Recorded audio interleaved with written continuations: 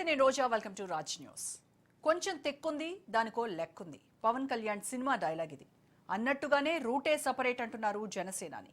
10 ఏళ్ల నిరీక్షణ తప్పదంటూ జన సైనికులకు సందేశం ఇస్తున్నారు. అసెంబ్లీ సాక్షిగా పవన్ చేసిన వ్యాఖ్యలు అభిమానుల్లో కలవరం రేపుతున్నాయి. కాటమరాయుడి శాసనంపై ఇవాల్టి స్పెషల్ డిబేట్.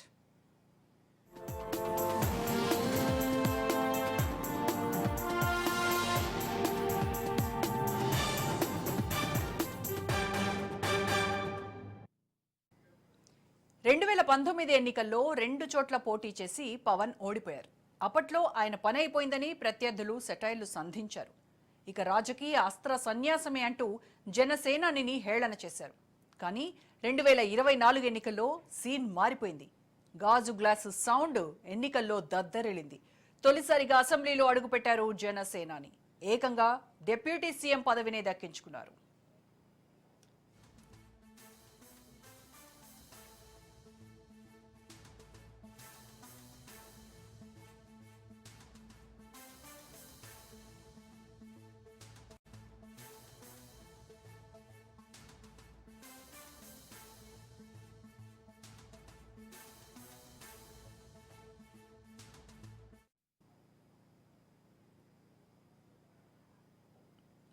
%100% సక్సెస్ రేటుతో రాకెట్లా దూసుకెళ్లారు పవన్. దీంతో ఆయన అభిమానులంతా సీఎం సీటుపై గంపెడ ఆశలు పెట్టుకున్నారు. వచ్చేసారి ముఖ్యమంత్రి కుర్చీ ఖాయమంటూ ధీమా వ్యక్తం చేస్తున్నారు. కానీ ఆయన తీరుపై అభిమానులు ఆగ్రహం వ్యక్తం చేస్తున్నారు.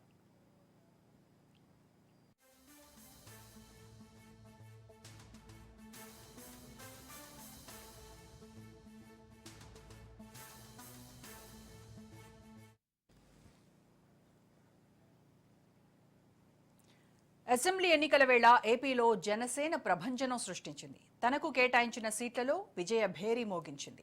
దీంతో ఇప్పుడు ఏపీలో ఎక్కడ చూసినా జనసేన ప్రభంజనమే కనిపిస్తోంది. అలాంటి టైంలో బాంబు పేల్చారు పవన్. అసెంబ్లీ సాక్షిగా మరో 10 ఏళ్లు చంద్రబాబే సీఎం అంటూ ప్రకటన చేశారు.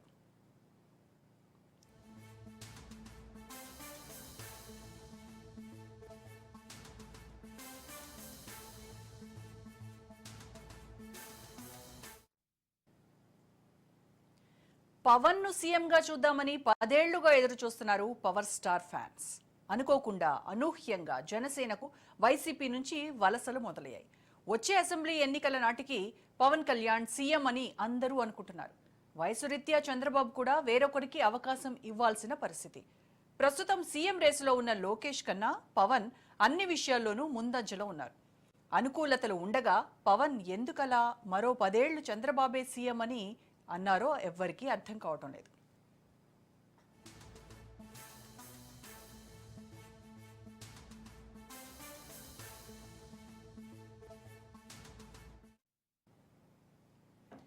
పవన్ చెప్పిన దాన్ని బట్టి మరో 10 ఏళ్లు అంటే ఇప్పటి 5 ఏళ్లతో కలుపుకుంటే మరో 10 ఏళ్లు కలిపి 15 సంవత్సరాలు అన్నమాట.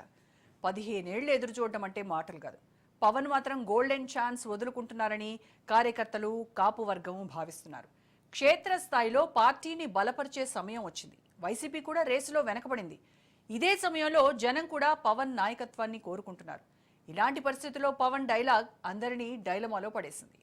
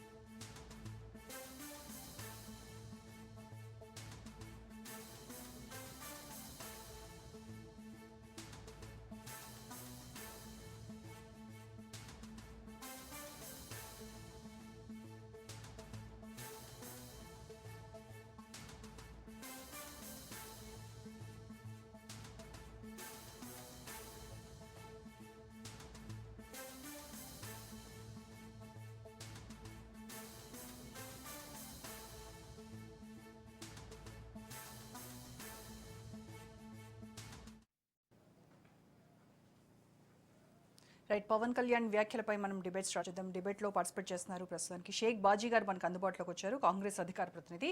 నమస్కారం అండి షేక్ బాజీ గారు. రైట్ బాజీ గారు, పవన్ కళ్యాణ్ వ్యాఖ్యల్ని కాంగ్రెస్ పార్టీ ఎలా చూస్తుందంటారు? అంటే బాబు లీడర్షిప్ ఎబిలిటీ కావచ్చు, క్రైసిస్ వచ్చినప్పుడు ఆయన చూపించేటువంటి నాయకత్వ పటిమ కావచ్చు, ఇవన్నీ చూసి ఆయన చాలా ఇన్స్పైరింగ్గా బాబుని చూసి నేను చాలా నేర్చుకుంటున్నాను, ఆయన ఎప్పటికీ ఈ 5 ఏళ్ళు ప్లస్ ఇంకో 10 ఏళ్ళు అంటే దాదాపు 15 ఏళ్ల పాటు బాబే సీఎంగా ఉండాలని నేను మనస్ఫూర్తిగా కోరుకుంటున్నాను అని పవన్ కళ్యాణ్ చేసిన వ్యాఖ్యల్ని ఎలా చూస్తున్నారు? ముందుగా మీకు అట్లాగే మన రాజ్ న్యూస్ వీక్షకులకి డిబేట్ లో పార్టిసిపేట్ చేస్తున్న మిగతా ప్యానలిస్టులందరికీ కూడా శుభ సాయంత్రం. యాక్చువల్ గా మనం రాజకీయాల్లో మాట్లాడే డైలాగ్స్ కానివ్వండి, చెప్పే మాటల మీద టోటల్ గా వాటిని నిజమని నమ్మటానికి లేదు, నమ్మలేము. ముఖ్యంగా పవన్ కళ్యాణ్ గారు వ్యాఖ్యానించిన ఈ వ్యాఖ్యల్ని నేను కేవలం ఆయన చంద్రబాబు నాయుడు గారి యొక్క అనుభవం, ఆయన యొక్క సమయస్ఫూర్తి కానివ్వండి, నైపుణ్యం కానివ్వండి, విజన్ కానివ్వండి, దానికి ముగ్ధులై ఇంప్రెస్ అయ్యి ఆయన ఆయన ముఖం ముందు కొంచెం పొగడ్తగా మాట్లాడారేమోనని అనిపిస్తుంది తప్ప, నిజంగా ఆయన హృదయంలో నుంచి మళ్ళీ మీరే 10 ఏళ్ళు ఉండాలి, ఇంకొక 2 టర్మ్స్ ఉండాలి, మీరే పరిపాలించాలి అని ఆయన హృదయపూర్వకంగా లోపల నుంచి అంతరంగం నుంచి వచ్చిన మాట కాదనేది నా అభిప్రాయం. కారణం ఏంటంటే, మీరు చెప్పినట్టుగా మీ ఇంట్రోలో పవన్ కళ్యాణ్ గారిని ముఖ్యమంత్రిగా చూడాలని ఆయన యొక్క ఫ్యాన్స్ తెగ ఆరాటపడిపోతున్నారు. ఎక్కడ పవన్ కళ్యాణ్ గారిని కనిపించినా సీఎం సీఎం అని చెప్పేసి నినాదాలు చేస్తా ఉంటే మనం చూస్తా ఉన్నాం. అంతేకాకుండా ఏంటంటే, ఆయన సామాజిక వర్గంలో ఉన్న ప్రజలందరికీ కూడా పవన్ కళ్యాణ్ తమ సామాజిక వర్గానికి చెందిన వ్యక్తి సీఎం గా చూడాలనేది ఎన్నాళ్ళలో నుంచే ఉన్న కళ. ఆ కళ చిరంజీవి గారి ద్వారా తీరుతుందేమని ఆశించారు, అది జరగలేదు. ఇప్పుడు తర్వాత పవన్ కళ్యాణ్ గారిని మొదటి టర్మ్లో ఆ కోణంలో చూడకపోయినా కానీ, తర్వాత పవన్ కళ్యాణ్ గారిలో వచ్చిన పరిణతి కానివ్వండి, ఆయన యొక్క పట్టుదల, దాన్ని బట్టి పవన్ కళ్యాణ్ మా కమ్యూనిటీకి సరైన లీడర్ అని ఫిక్స్ అయ్యారు. ఫిక్స్ అయ్యే మొన్నటి ఎలక్షన్స్ లో కోఆపరేట్ చేశారు, చక్కగా సపోర్ట్ ఇచ్చారు, గెలిపించారు. కాబట్టి ఏంటంటే, మళ్ళీ పవన్ కళ్యాణ్ గారికి కాకుండా వచ్చే టైంలో కానీ మరి వేరే వ్యక్తిని సీఎం గా ఊహించుకోలేరు ఆ కమ్యూనిటీకి చెందిన వర్గాలు. తప్పనిసరిగా ఇది మనం ఆలోచించాల్సిన అంశం. సో ఏంటంటే, ఒక పక్క అభిమానులు, ఒక పక్క సామాజిక వర్గంలో ఉన్న ప్రజలు కూడా అత్యధిక, అందులో ఏంటంటే ఆ సామాజిక వర్గంలో ఉన్న ప్రజల ఓట్ల సంఖ్య మిగతా సామాజిక వర్గాల కంటే కూడా ఎక్కువ. అటువంటిప్పుడు ఏంటంటే, వాళ్ళంత తేలిగ్గా పవన్ కళ్యాణ్ గారు సీఎం గా వద్దు, మళ్ళీ చంద్రబాబు గారే సీఎం గా ఉండాలి వచ్చే టర్మ్ కూడాను, అనే వచ్చే 2 టర్మ్స్ కూడా ఆయనే ఉంటే 2034 కానీ మళ్ళీ ఈయన టర్మ్ రాదండి. కాబట్టి ఆ రకంగా ఆయన అభిమానించే ప్రజలు కానీ అభిమానులు కానీ యాక్సెప్ట్ చేయరు. మొదటి పాయింట్ ఇది. ఇక రెండో పాయింట్ ఏంటంటే, 84 ఏళ్ళు వస్తాయి అప్పటికి, ఒక ఆయన చెప్పినట్టుగా చూస్తే కనుక ఏది వచ్చే 2 టర్మ్స్ కూడా కనుక చంద్రబాబు నాయుడు గారే ముఖ్యమంత్రిగా ఉంటే కనుక 84 సంవత్సరాలు వస్తాయి. మరి 84 సంవత్సరాల్లో ఆయన పరిస్థితి ఏంటి, రాజకీయంగా ఆయన ఎంత యాక్టివ్ గా ఉంటారనేది మనం ముందే ఊహించలేము. సో ఏంటంటే, ఇది కేవలం ఏంటంటే ఒక మాట వరుసగా చంద్రబాబు నాయుడు గారికి ఉన్న విజను, ఆయన యొక్క నైపుణ్యాలు కానివ్వండి, ఆయన అనుభవాన్ని బట్టి ఆయన మాట్లాడారు అనుకోవాలి. కానీ నిజంగా కూడా పవన్ కళ్యాణ్ గారు ఆ ఆశను వదిలేసి ముఖ్యమంత్రిగా వద్దు, సీఎం గా ఈయన చంద్రబాబు నాయుడు గారు ఉండాలి అనేది మనస్ఫూర్తిగా అయితే కోరుకుంటున్నారని చెప్పేసి నేను అనుకోవట్లేదు. ఇది ఒక ఆస్పెక్ట్. ఇంకో ఆస్పెక్ట్ ఏంటంటే, మనం రాజకీయ కోణంలో కనుక చూస్తే ఈ మధ్య కాలంలో పవన్ కళ్యాణ్ గారి యొక్క శైలిలో చాలా స్పష్టమైన మార్పు కనిపిస్తా ఉంది. ఆయన ఆల్ ఆఫ్ ది సడన్ ఏంటంటే సనాతన ధర్మం నినాదం ఎత్తుకున్నారు. సనాతన ధర్మం నినాదం మన ఆంధ్రప్రదేశ్ లోనే కాకుండా మొన్నటి మహారాష్ట్ర ప్రచారం సభలో కూడా ఆయన సనాతన ధర్మం యొక్క బేస్ మీదే ఆయన ఆ లైన్ లోనే మాట్లాడటం జరిగింది.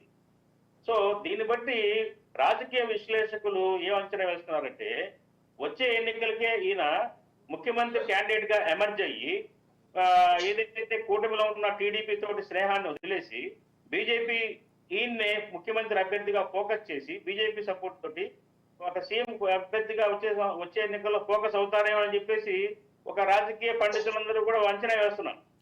కాబట్టి ఏంటంటే, ఈ రెండింటి నేపథ్యంలో ఆలోచిస్తే గనక పవన్ కళ్యాణ్ గారి వ్యాఖ్యానాలు అంత సీరియస్ గా తీసుకోవాల్సిన అవసరం లేదు.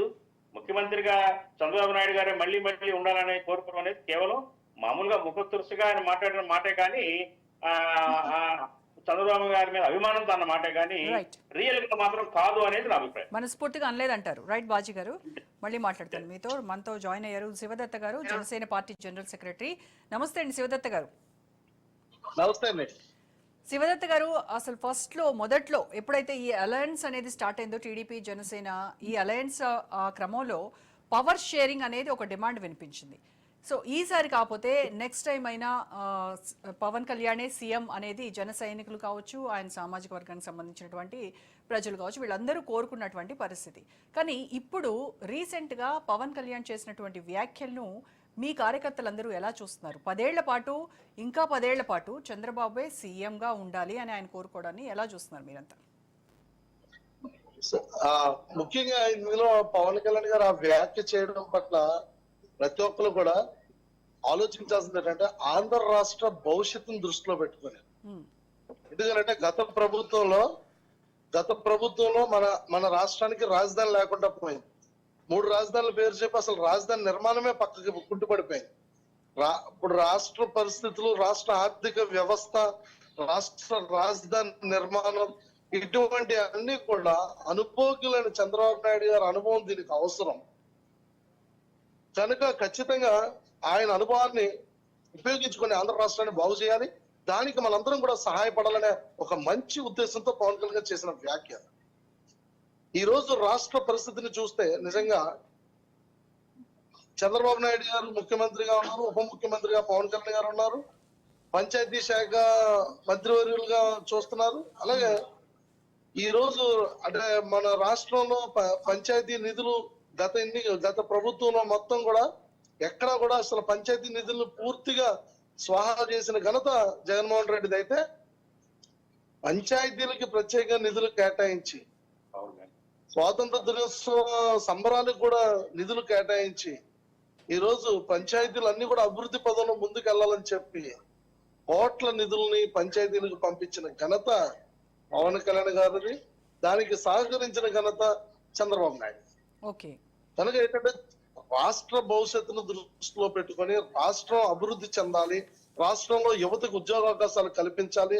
రాష్ట్రం పూర్తిగా అతలాకుతలం అయిపోయింది. గత 5 సంవత్సరాల్లో జగన్మోహన్ రెడ్డి చేసిన విధ్వంసాన్ని మనం తిరిగి నిర్మాణం చెయ్యాలి. తిరిగి రాష్ట్రాన్ని బాగు చేయాలంటే కనీసం 10 ఏళ్ళ టైం పడుతుంది. ఈ 10 ఏళ్ళలో కూడా మనం దీనికి సహకారం అందించి రాజధానిని నిర్మించి, అలాగే అక్రమ కట్టడాలు ఏవైతే అంటే అధికార దుర్వినియోగం ఏదైతే జరిగిందో ప్రతి వ్యవస్థలో కూడా మార్పు తీసుకురావాలి అనే ఉద్దేశంతో పవన్ కళ్యాణ్ గారు మాట్లాడిన మాటలు ఇందులో తప్పుగా చూడాల్సిన పనేమీ లేదు. నిజంగా దీన్ని స్వాగతిస్తున్నాము. ఆయన ఏం చెప్పినా సరే దాన్ని స్వాగతించడానికి జనసేన పార్టీ ఎప్పుడు కూడా జనసేన పార్టీ నాయకులు కానీ ఆయన వెన్నంటే నిలబడతారు. సో ఆంధ్రప్రదేశ్ అభివృద్ధికి చంద్రబాబు నాయుడు చేస్తున్నటువంటి కృషికి అదంతా చూస్తున్నటువంటి పవన్ కళ్యాణ్ ఒక ఎమోషనల్ గా ఆ కాంటెక్స్ట్ లో అన్నటువంటి మాట అంతే. దాన్ని ఏం పెద్దగా సీరియస్ గా తీసుకోవాల్సిన అవసరం లేదు అనేది మీ అభిప్రాయం, అంతేనా? పెద్దగా సీరియస్ గా తీసుకోవాల్సిన లేదని ఎలా అంటారండి? రాష్ట్ర అభివృద్ధిని సీరియస్ గా తీసుకోకూడదు అనే అంశాన్ని ఎవరైనా మాట్లాడతారా? శివదత్త గారు, మీకు అర్థం కాలేదు. బాబు చేస్తున్నటువంటి అభివృద్ధిని చూసి ఆయనే ఇంకో 10 ఏళ్లు ఉండాలి అనేటువంటి కాంటెక్స్ట్ లో మాట్లాడిన మాట అంటారు, అంతే కదా అంటున్నాను. 10 ఏళ్ల పాటు ఈ కూటమి కూడా అంటే ఈ కూటమి ఎన్డీఏ కూటమి 10 ఏళ్ళ పైనే కొనసాగుతుందని ఒక సందేశాన్ని కూడా ఇచ్చారు. అది కూడా మీరు అర్థం చేసుకోవాలి. ఈ కూటమిని ఎవరు విడగొట్టలేరు. ఖచ్చితంగా మేము ఆ దిశగానే ప్రయాణం చేస్తున్నాం. ఇప్పుడు మన పవన్ కళ్యాణ్ గారు పిఠాపురం వచ్చినప్పుడు కొన్ని వ్యాఖ్యలు చేశారు. మహిళల పట్ల జరుగుతున్న దాడుల రీత్యా ఇదే మీడియా వారు ఒక మీడియా ఆమె ప్రశ్నించినప్పుడు దానికి ఆయన స్పందించిన తీరు నిజంగా అద్భుతం. ఆయన సగటు భారతీయుడు పడ్డ ఆవేదన, అయితే తెలుగువాడు ఏ విధంగా మహిళలు అదృశ్యమైపోతారో, 30,000 పైచిలకు మహిళలు గత ప్రభుత్వంలో అదృశ్యమైపోయారన్న సంగతి తెలిసిన అంశమే. దాని మీద ఖచ్చితంగా పవన్ కళ్యాణ్ గారు స్పందించిన తీరును చూస్తే ఆయన ఖండించారు, స్పందించారు. వ్యవస్థ బలంగా పనిచేయాలన్నారు. పోలీస్ వ్యవస్థ కొంచెం సీరియస్ గా తీసుకోవాలి, యాక్షన్ పార్ట్ ఫాస్ట్ గా ఉండాలి, మహిళలకి రక్షణ కల్పించాలని మాట్లాడారు. అలాగే ఈ రోజు అసెంబ్లీలో కూడా ఆయన మాట్లాడింది అభివృద్ధిని దృష్టిలో పెట్టుకొని చంద్రబాబు నాయుడు గారు ముఖ్యమంత్రిగా ఉండాలి, ఖచ్చితంగా రాష్ట్రాన్ని బాగు చేయాలి, దానికి మనందరూ సహకారం అందించాలి అనేది తెలియపరిచారు. రైట్. ఒకటి చంద్రబాబు నాయుడు చేస్తున్నటువంటి అభివృద్ధిని చూసి, రెండోది కూటమి మొత్తం మూడు పార్టీలు కూడా యునైటెడ్ గా ఉన్నాయి అనేటువంటి చెప్పి ఆ ఎక్స్ప్రెషన్ దానిలో దాగుందంటారు, అంతే కదా? రైళ్ల పాటు ఇంకా సీఎం గా కొనసాగాలి అని ఆయన కోరుకుంటున్నానని అన్నారు. అంటే వైసీపీ పార్టీ ఈ 10 ఏళ్లలో ఇంకెక్కడా కనపడదు. ఎలా చూస్తున్నారు మీరు? నమస్తే అండి. ప్యానెల్ లో ఉన్న వారందరికీ, ఎస్కే బాబ్జీ గారికి, ఇంకా శివదత్త గారు ఉన్నారు. శివనాథ్ గారికి నమస్కారం. నమస్కారం అండి అందరికి. పదేళ్ళు ఏంటండి, చాలా తక్కువ కోరుకున్నాడు. 50 సంవత్సరాలు అని పెట్టుకుంటే బాగుండేది. చంద్రబాబు నాయుడు 50 సంవత్సరాల ముఖ్యమంత్రి అని ఉంటే పవన్ కళ్యాణ్కి కానీ, పవన్ కళ్యాణ్ పార్టీకి కానీ, లేకపోతే పవన్ కళ్యాణ్ ని నమ్ముకున్న వేరే వేరే జాతులకు కానీ వీళ్ళందరికీ కూడా చాలా బాగుంటది. చాలా తక్కువ పెట్టాడని అనుకుంటున్నాను నేను. సటైరిక్ గా అంటున్నారు. 50 సంవత్సరాలని ఎలా అంటారండి? ఆయనకున్న ఏజ్ ఇవన్నీ కూడా ఫ్యాక్టర్స్ చూసుకోవాలి కదా. లేదమ్మా, 50 సంవత్సరాలు గ్యారంటీగా ఉంటాడు చంద్రబాబు నాయుడు. పవన్ కళ్యాణ్ 200 సంవత్సరాలు ఉంటాడు. మరి జగన్ పరిస్థితి ఏంటి? జగన్ ఉంటే ఉంటాడు, లేకపోతే లేదు. ఏముంది, ఇప్పుడు జగన్ ఉండాలని రాజ్యాంగంలో రాసిందా ఏంటమ్మా? వీళ్ళు రాజ్యాంగం రాసుకుంటున్నారు కదా, రెడ్ బుక్ ఇవన్నీ రాసుకుంటున్నారు. వీళ్ళు రాజ్యాంగంలో 10 ఏళ్ళు 50 ఏళ్ళు ఉంటాడు చంద్రబాబు నాయుడు. లోకేష్ 200 సంవత్సరాలు ఉంటాడు, పవన్ కళ్యాణ్ ఒక 500 సంవత్సరాలు ఉంటాడు. రెడ్ బుక్ లో రాసేవన్నీ మీరు చేసినవే కదా. ఏమ్మా, రెడ్ బుక్ లో రాసినవన్నీ మీ హయాంలో చేసిన పనులు ఆ వ్యక్తుల పేర్లే కదా. ఏం చేశారమ్మా? సోషల్ మీడియా లీగలా? నేను హైకోర్టు అడ్వకేట్ అమ్మా. సోషల్ మీడియా లీగలా? సోషల్ మీడియాలో అనేక మంది అనేక రకాలుగా కామెంట్లు చేస్తున్నారు. వైసీపీ నాయకుల మీద కామెంట్ చేశారు కదా, దాని మీద కూడా కేసులు పెట్టమన్నాడు పవన్ కళ్యాణ్ ని, చంద్రబాబు నాయుడు గారిని. వైసీపీ నాయకులు కార్యకర్తలను కూడా వేధించారు కదా. జగన్ ని ఇష్టానుసారంగా పెట్టారు, భారతమ్మ మీద పెట్టారు, శర్మమ్మ మీద పెట్టారు, కార్యకర్తల మీద పెట్టారు. అలా ఈ మా పార్టీ వాళ్ళని వేధించిన వాళ్ళని కూడా కేసులు పెట్టమనండి. మేము కోర్టుకు వెళ్తే బెయిల్ ఇవ్వట్లేదు, బెయిల్ డిస్మిస్లు అయిపోతున్నాయి. మరి వీళ్ళ మీద వైసీపీ కార్యకర్తలు నాయకుల మీద వేధింపులు, మర్డర్లు ఇవన్నీ జరుగుతున్నాయి కదా. వాళ్ళందరి మీద కూడా సోషల్ మీడియాలో వేధింపులు వాళ్ళందరి మీద కూడా కేసులు పెట్టమనం. ఒకళ్ళకి ఒక న్యాయం, మన టీడీపీ ఒక న్యాయం, జనసేనకు ఒక న్యాయమా, బీజేపీకి ఒక న్యాయమా? వరప్రసాద్ గారు, అయితే పవన్ కళ్యాణ్ చేసినటువంటి వ్యాఖ్యల్ని, సరే ఓకే 10 ఏళ్ళు కావచ్చు, మీరు అన్నట్టుగా సెటారికల్ గా 50 ఏళ్ళు 100 ఏళ్ళు పక్కన పెడదాం కాసేపు. ఆయనే సీఎం గా ఉండాలి అని అన్నారు. అంటే పవన్ కళ్యాణ్ ని కూడా సీఎం గా చూడాలి అనేది జన సైనికులు, అలాగే కాపు సామాజిక వర్గానికి సంబంధించినటువంటి ప్రజలు కానీ కోరుకుంటున్నటువంటి విషయం కదా. ఆయన ఎందుకు మరి ఈ రకంగా అనుంటారనేది మీ ఉద్దేశం? అమ్మా, వీళ్ళు కష్టపడి గెలిచిన వ్యక్తులు కాదు. వీళ్ళు ఏదో ఈవీఎంలు మేనేజ్ చేసి, ఏదో సింగపూర్ పూణే వెళ్ళి ఈవీఎంలన్నీ ట్యాంపరింగ్ చేసి గెలిచిన వ్యక్తులు వీళ్ళు. పవన్ కళ్యాణ్ అసలు ఒక్క సీటు కూడా గెలవని పవన్ కళ్యాణ్, 2 చోట్ల ఓడిపోయిన పవన్ కళ్యాణ్ గారు మరి 21 సీట్లు ఎలా గెలిచారమ్మా? అది ప్రజలందరికీ తెలుసు. చంద్రబాబు నాయుడుకి తెలుసు, పవన్ కళ్యాణ్ తెలుసు, బీజేపీ నాయకులకి తెలుసు, స్టూడియోలో ఉన్న మా నాయకులకు కూడా తెలుసు, మా నాయకులకి, మా లీడర్లు ఉన్నారు, వాళ్ళకి కూడా తెలుసు ఈ అంశం. వాళ్ళ అది ఎలా గెలిచారన్నది వాళ్ళకి తెలుసు. Okay, right. బాజీ గారితో మాట్లాడదాం. బాజీ గారు, అంటే ఈ వ్యాఖ్యల వెనక రాజకీయ వ్యూహం ఏదైనా ఉండుండొచ్చా? అంటే మేమందరం, అంటే కూటమి పార్టీలన్నీ కూడా కలిసి ఉన్నాయి అనేటువంటి చెప్పేటువంటి ప్రయత్నంలో చేసినటువంటి వ్యాఖ్యలుగా మనం చూడొచ్చు అంటారా? మ్యూట్లో ఉందండి మీ ఆడియో. ఇప్పుడు యాక్చువల్గా ఎవరైనా కానీ ఒక రాజకీయ పార్టీ పెట్టుకున్న తర్వాత అంతిమ లక్ష్యం ఏమై ఉంటుంది? ప్రతి రాజకీయ పార్టీకి ఒక టర్మ్ కాకపోయినా నెక్స్ట్ టర్మ్ అయినా కానీ అధికారంలోకి రావాలి, తన మార్పు పరిపాలనని ప్రజలకు అందించాలి. లేకపోతే ఇప్పుడు వర్తమానంలో జరుగుతున్న పరిపాలనలో ఉన్న సాధక బాధకాలు, ఇబ్బందులు, సమస్యల్ని తను తీర్చి తను ఉండాలి అనేది కోరుకుంటారు ఎవరైనా కానీ. అలాంటిది ఈయన మరి ఇప్పటికే ఆ పార్టీ పెట్టేసి 10 సంవత్సరాలు దాటిపోయింది. ఇప్పుడు ఈ టైంలో ఆయన కొంచెం ఈ గవర్నమెంట్ రావడానికి ఎంతో స్ట్రాటజికల్ గా పనిచేశారు. మరి ప్రజలు ఆశీర్వదించి ఈ అధికారంలో కూటమి వచ్చింది. ఈయన డిప్యూటీ సీఎం అయ్యారు.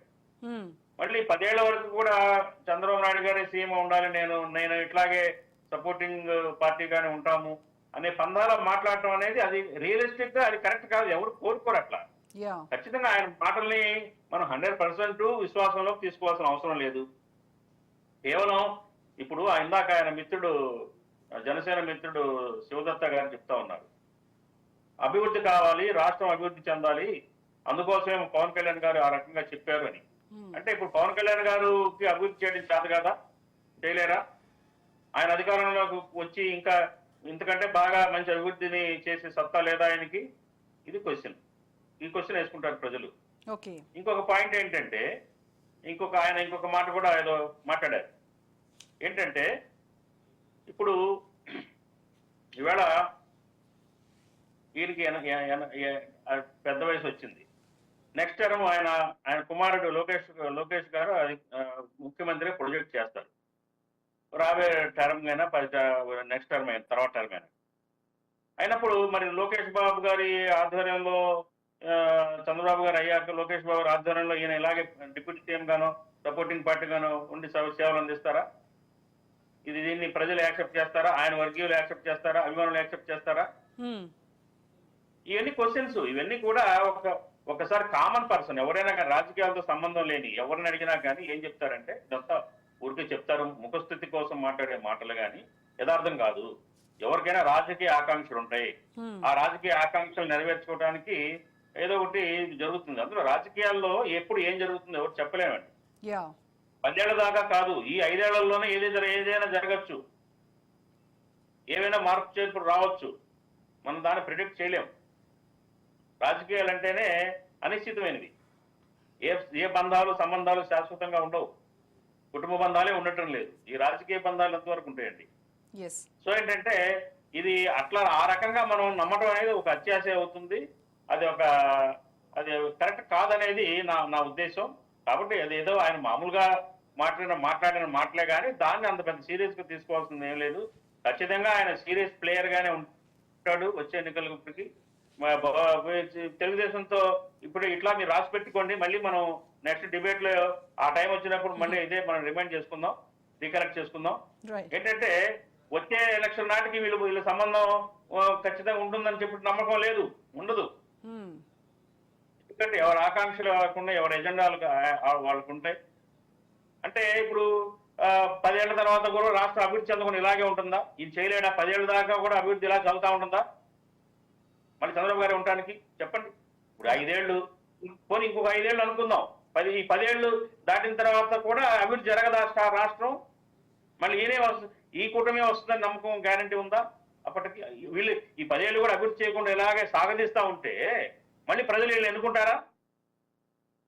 ఇవన్నీ ఆలోచించాల్సిన ప్రశ్నలు.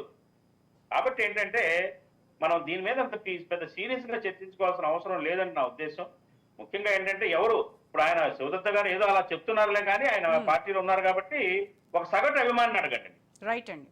ఒక సగటు అభిమానిని ఆయన అంటే కోసుకునే వాళ్ళు ఉన్నారు, గొంతు కోసుకునే వాళ్ళు ఉన్నారు ఆయన పేరు చెప్తే. మహిళలు కానివ్వండి, అభిమానులు, వాళ్ళని అడగండి మీరు. ఏమండి పవన్ కళ్యాణ్ గారు ఇంకో 20 ఏళ్ళ తర్వాత కూడా ఇలాగే ఉంటారు, ముఖ్యమంత్రి కారంట, మీ స్పందన ఏంటని చెప్తారు వాళ్ళు. రైట్ అండి. Thank you so much Baji గారు, వరప్రసాద్ గారు డిబేట్లో పార్టిసిపేట్ చేసినందుకు. ఏపీ రాజకీయాల్లో పవన్ వ్యాఖ్యలు హాట్ టాపిక్ గా మారాయి. జన సైనికులు ఎలా రిసీవ్ చేసుకుంటారనేది ఇప్పుడు $1 మిలియన్ ప్రశ్న. ఇప్పటికే కళ్యాణ్ బాబు అందరికంటే ఎక్కువ స్థాయిలో ఉన్నాడని ఆయన అభిమానులు చెప్తున్నారు. మరి జనసేనాని మిషన్ 2034 ఎలా ఉండబోతుందో చూడాలి. ఇది వాటి స్పెషల్ డిబేట్. చూస్తూనే ఉండండి.